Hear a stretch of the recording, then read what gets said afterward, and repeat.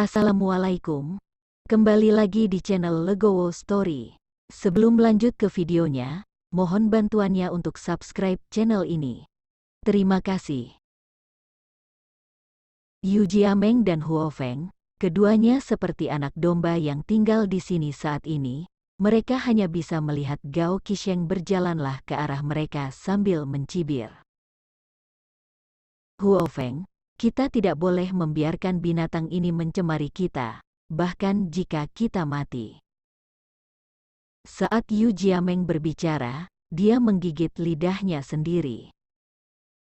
Dia berencana untuk menggigit lidahnya dan bunuh diri, bahkan jika dia mati, itu pasti tidak murah untuk Gao Qisheng.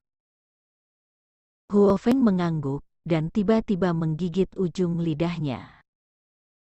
Huo Feng tidak ingin hidup lagi, tubuhnya adalah milik Chen Ping, tidak ada pria yang bisa menyentuhnya kecuali Chen Ping. Huo Feng tidak bisa berbuat apa-apa saat ini. Huo Feng tidak ingin menyinggung Chen Ping, jadi dia lebih baik mati. Melihat Huo Feng dan Yu Jiameng ingin bunuh diri dengan menggigit lidah mereka, Gao Qisheng langsung marah. Dia tidak tahu mengapa kedua wanita ini begitu setia. Apakah kesucian lebih penting daripada kehidupan? Bahkan jika kalian berdua bunuh diri dengan menggigit lidahmu, aku akan menempati tubuhmu. Bahkan jika kamu mati, aku tidak akan membiarkan tubuhmu pergi. Mata Gao Qisheng penuh amarah. Tidak peduli apakah Huo Feng dan Yu Jiameng hidup atau mati, dia tidak akan pernah membiarkan kedua wanita itu pergi. Gao Qisheng meraung, dan bergegas menuju mereka berdua. Tetapi pada saat ini, pintu sel tiba-tiba ditendang terbuka. Suara keras itu mengejutkan Gao Qisheng, dan dia buru-buru menoleh ke belakang. Kakak kedua, apa yang kamu lakukan? Kamu terlalu tak tahu malu. Gao Qilan memandang Huo Feng dan Yu Jiameng meringkuk di sudut, dan langsung meraung ke arah Gao Qisheng. Ketika Gao Qisheng melihat Gao Qilan, dia menjadi tenang dan berkata, "Adik perempuan, jangan ikut campur urusanku, kamu harus segera meninggalkan tempat ini." "Aku tidak akan pergi. Selama aku di sini, kamu jangan coba-coba menggertak mereka berdua." Gao Qilan bergegas ke depan Huo Feng dan Yu Jiameng, menahan mereka di belakang. "Xiaolan, seperti yang aku katakan, jangan ikut campur urusanku, kalau tidak jangan salahkan aku karena bersikap kasar padamu." Gao Qisheng sangat marah dan membentak Gao Qilan. "Bahkan jika kamu melakukannya, aku tidak akan membiarkanmu menyakiti kedua gadis ini. Jika kamu melakukan ini lagi, aku akan memberitahu kakakku." Yang dimaksud Gao Qilan adalah Gao Qiqiang, kepala keluarga Gao. Mendengar ini, Gao Qisheng langsung terdiam layu. Gao Qiqiang tidak tahu tentang fakta bahwa dia memaksa seorang wanita dari keluarga baik-baik, kalau sampai tahu dia tidak akan mengizinkannya melakukannya. "Adik perempuan, aku sudah setua ini, apa salahnya menemukan beberapa wanita? Menurutmu mengapa kamu menentangku?" Gao Qisheng mulai membujuk Gao Qilan dengan kata-kata yang baik. "Kakak kedua, kamu sudah cukup umur untuk bisa menikahi seorang wanita. Dengan kekuatan keluarga Gao kita, apakah kamu takut kami tidak bisa mendapatkan menantu perempuan? Kamu melakukan ini pada dua gadis lugu, kamu terlalu tidak tahu malu."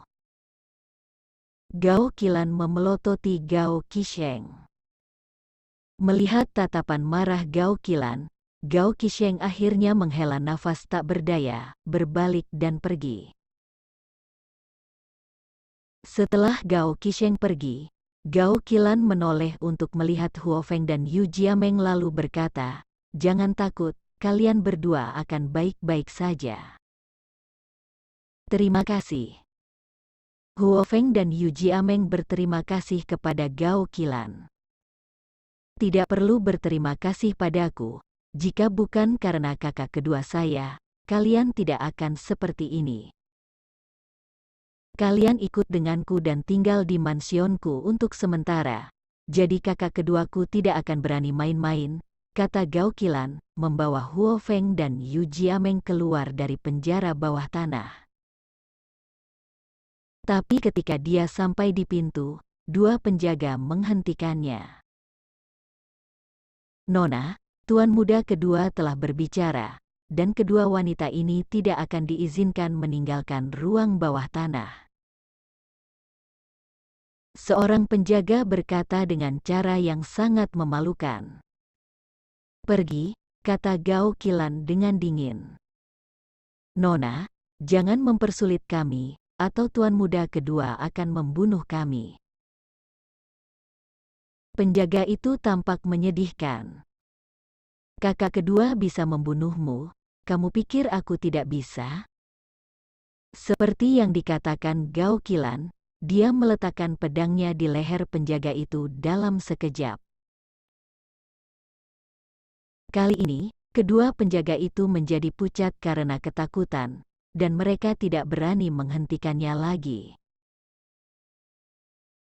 Gao Qilan membawa pergi Huo Feng dan Yu Jiameng. Ah, itu berlebihan. Setelah Gao Qisheng mengetahui bahwa dua wanita yang dia tangkap telah dibawa pergi oleh Gao Qilan, dia sangat marah, lalu memukuli mansionnya hingga hancur. Kemudian, seorang anggota keluarga Gao datang dan berkata, Tuan muda kedua, Patriark memanggilmu untuk datang. Apa yang kakakku ingin aku lakukan? Gao Qisheng bertanya. Aku tidak tahu tentang itu, tapi Patriark menyuruhmu untuk bergegas. Pelayan itu menggelengkan kepalanya. Baiklah, kalau begitu. Gao Qisheng mengangguk. Meskipun Gao Qisheng susah diatur dan rakus dengan wanita, tetapi dia patuh kepada kakak laki-lakinya. Gao Qisheng dan Gao Qilan tidak memiliki orang tua sejak mereka masih muda, dan Gao Qiqiang membesarkan mereka, jadi saudara laki-laki dan perempuan semuanya menghormati Gao Qiqiang. Gao Qisheng menenangkan suasana hatinya, lalu berjalan cepat menuju aula pertemuan keluarga Gao. Ketika Gao Qisheng tiba di aula pertemuan, dia melihat beberapa tetua dari keluarga Gao ada di sana, dan Gao Qiji juga ada di sana. Dan Gao Qiqiang duduk di tempat pertama, wajahnya terlihat sangat muram. Kali ini, Gao Qisheng bergumam di dalam hatinya. Dia takut itu adalah masalah menangkap wanita itu sendiri, jadi jangan sampai kakak laki-lakinya tahu.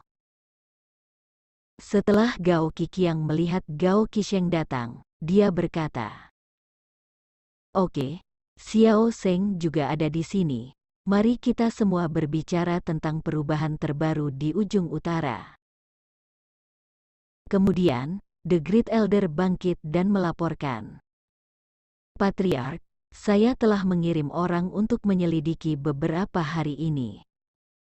Tiba-tiba, ada lebih banyak orang di ujung utara kita. Orang-orang ini semua bergegas ke harta karun klan pelatihan tubuh kuno. Juga, banyak orang memiliki peta harta karun di tangan mereka, dan bahkan kunci untuk membuka harta karun itu. Saya tidak tahu dari mana orang-orang ini mendapatkannya. Penatua lainnya juga bangkit dan berkata, Patriark, karena harta dari klan pemurnian tubuh kuno tiba-tiba diketahui banyak orang, baru-baru ini pembudidaya iblis kita di ujung utara juga menjadi aktif, dan mereka mungkin mencari harta karun. Selain itu, dengan masuknya semakin banyak orang di ujung utara, pecahan jiwa es juga mulai terus ditemukan. Mendengar ini, wajah Gao Qiqiang menjadi semakin muram. Awalnya, keluarga Gao kita adalah satu-satunya di tempat yang sangat utara ini. Kita punya waktu untuk mencari pecahan jiwa es secara perlahan, untuk menemukan harta karun dari keluarga pemurnian tubuh kuno, dan bahkan perlahan melahap keluarga pemurnian tubuh kuno. Namun, berita tentang harta karun itu tiba-tiba bocor, dan pecahan jiwa es ditemukan. Tampaknya pola ujung utara kita akan segera berubah. Kita harus memiliki tindakan pencegahan yang baik. Xiao Zheng, selama periode waktu ini, kamu harus membawa lebih banyak orang untuk bergerak. Perhatikan baik-baik mereka yang datang ke ujung utara, dan jika kamu memiliki berita tentang pecahan atau harta jiwa es, kamu harus melaporkan kembali secepat mungkin, dan jangan bertindak secara pribadi. Kamu juga sudah tua, jangan memikirkan wanita sepanjang hari, sudah waktunya memikirkan keberlangsungan hidup keluarga Gao kita. Kata Gao Qiqiang dengan wajah serius. Saudaraku, apa yang kamu katakan terlalu serius. Orang-orang itu hanya di sini untuk bersenang-senang dan mencari harta karun. Setelah mencari beberapa saat, mereka pasti tidak dapat menemukannya, jadi akan mereka pergi. Siapa yang akan tinggal di tempat yang dingin ini? Gao Qiqiang berkata dengan acuh tak acuh. Kamu tahu apa tentang ini? Kali ini informasi harta karun bocor, dan masih banyak orang yang memegang peta harta karun dan kunci harta karun. Jelas ada yang sengaja membocorkan informasi itu. Bahkan jika orang-orang ini pergi, tahukah kamu berapa banyak kultivator iblis yang tersembunyi di ujung utara ini? Para kultivator iblis ini telah mengisi ulang energi mereka selama bertahun-tahun, dan hantu itu tahu betapa kuatnya mereka sekarang. Patuh saja padaku dan jangan membuat masalah untukku, kau tahu? Gao Qiqiang menegur Gao Qiqiang. Dimengerti. Gao Qiqiang menundukkan kepalanya. Baiklah, kalian semua jangan mengecewakanku. Masa depan keluarga Gao kita bergantung pada saat ini. Setelah Gao Qiqiang selesai berbicara, dia melambaikan tangannya dan membiarkan semua orang pergi. Tanah klan pemurnian tubuh kuno. Chen Ping dan yang lainnya butuh waktu 3 hari penuh untuk tiba. Tanah klan-klan pemurnian tubuh kuno adalah tempat terdingin dan paling tandus di ujung utara, dan justru karena inilah keluarga Gao tidak dapat membunuh semua klan pemurnian tubuh kuno. Di tenda yang terbuat dari kulit beruang, Chen Ping bertemu dengan patriark dari klan pelatihan tubuh kuno.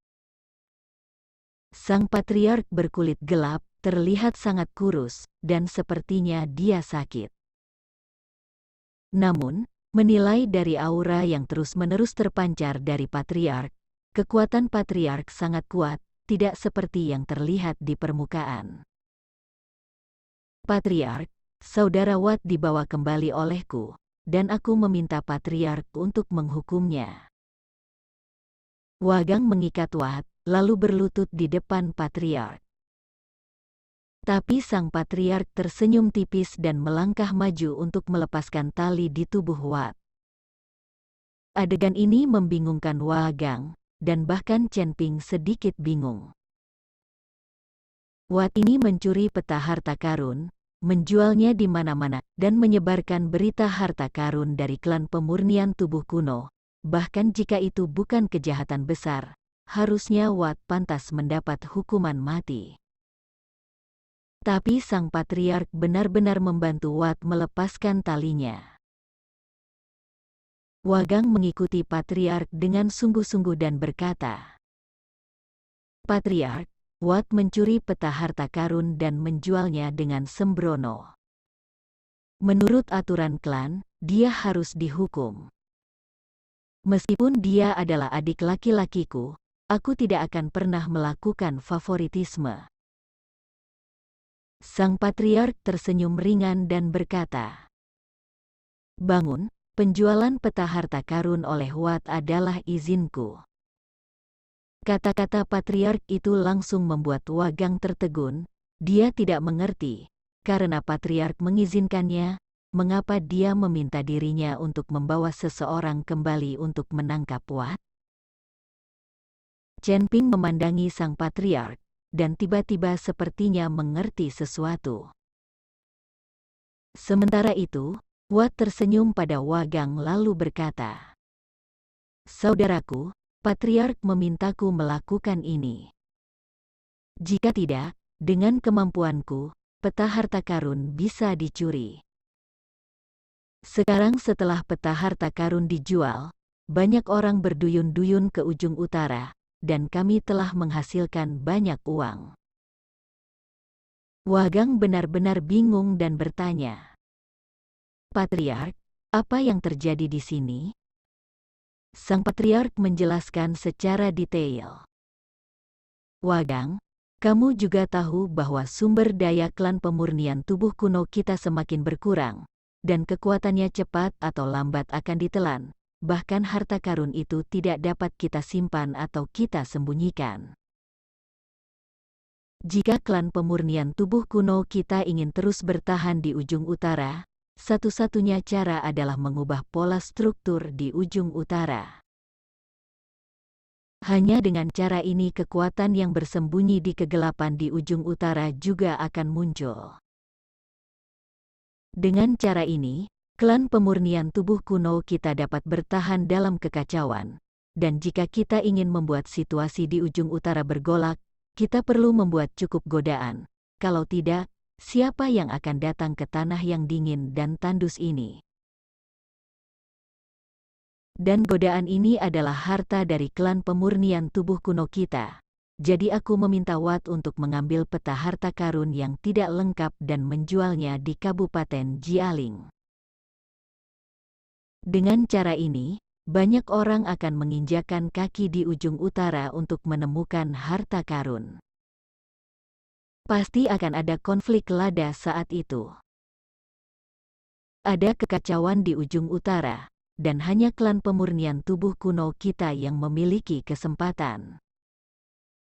Patriark, karena kamu mengizinkannya, mengapa kamu memintaku membawa seseorang untuk menangkap saudaraku? Tanya Wagang bingung. Sang patriark tersenyum sedikit, lalu berkata, "Hanya jika kamu menangkap adik laki-lakimu dan semua orang melihatnya, mereka akan lebih percaya pada keaslian peta harta karun ini. Alasan mengapa aku merahasiakannya darimu adalah untuk membuat aktingmu lebih realistis, sehingga tidak ada yang meragukannya." Baru sekarang Wagang benar-benar memahami maksud dari patriarknya. Adapun Chen Ping, kulit kepalanya mati rasa ketika mendengarnya. Dia tidak berharap patriark begitu banyak akal, bahkan dia sendiri ikut masuk dalam permainan ini. Dia tidak hanya menghabiskan uang untuk membeli peta harta karun, tetapi dia juga membantu Wagang menangkap Wat. Patriark, begitu banyak orang mencari harta karun itu. Jika harta karun itu benar-benar ditemukan, apa yang akan kita lakukan dengan klan pelatihan tubuh kuno? Wagang bertanya. Dibandingkan dengan harta karun itu, saya lebih khawatir tentang masa depan keluarga pemurnian tubuh kuno kita. Harta karun itu terkubur jauh di dalam tanah. Bahkan jika tidak ada yang menggalinya, keluarga pemurnian tubuh kuno kita tidak akan dapat menggalinya. Lebih baik membiarkan orang lain yang cakap untuk menemukan harta karun itu, sehingga latihan klan pelatihan tubuh kuno kita juga bisa disebarkan. Sang patriark terus menjelaskan. Terima kasih telah menonton video ini. Jika Anda menyukai videonya, silakan like dan bagikan video ini ke teman Anda. Lalu tinggalkan kritik dan saran Anda di kolom komentar. Terima kasih. Wassalamualaikum